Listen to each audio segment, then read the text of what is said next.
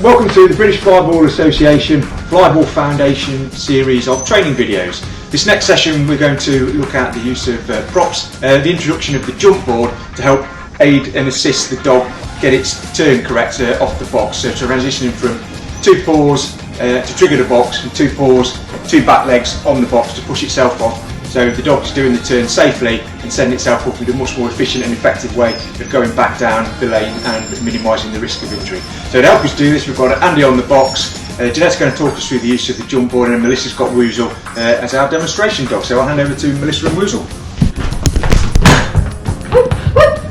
So as you see there, Woozle approached the box just using his front 2 paws. All he was doing was triggering the box to get the ball out.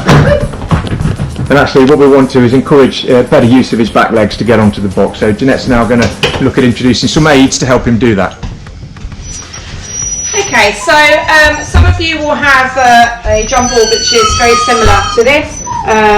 Sometimes you can just get the ones that are just 8 or 10 inches all the way across.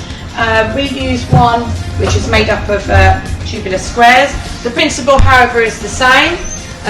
Ideally what you want to do when you first introduce it is just put a little bit of distance between the guide and the box, just to encourage the dog to jump all the way over to be able to take the ball off the box in one hit. So let's have a look and see if this makes a difference with Woozle. Lovely. Okay, so Woozle did that perfectly there. Just shows you the difference when you add in a prop. We're just going to bring the prop in a little bit closer. Okay, so the idea is that you do want to build towards having your prop right up against the flyball box.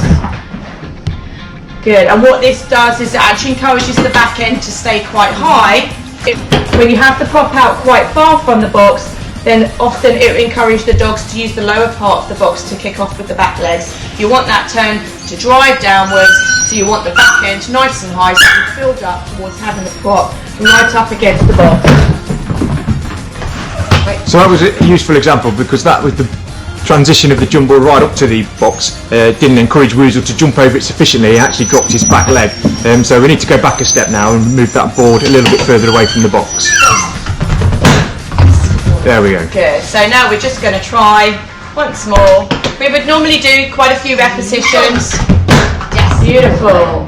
At that stage before we progress, but obviously for purposes of demonstration today, we are just putting Woozle under a little bit of pressure, but he's doing very well, and he has shown you the benefits there of being able to use a prop so that you can shape the turn into a much more desirable technique. Okay, thanks guys, thanks Woozle for a great demonstration there. Hopefully that gives you some idea of how to use the jump board to help shape your dog's turn on the box a little better, make it safer and more efficient for the dog for the future. So thanks very much guys, thanks Woozle.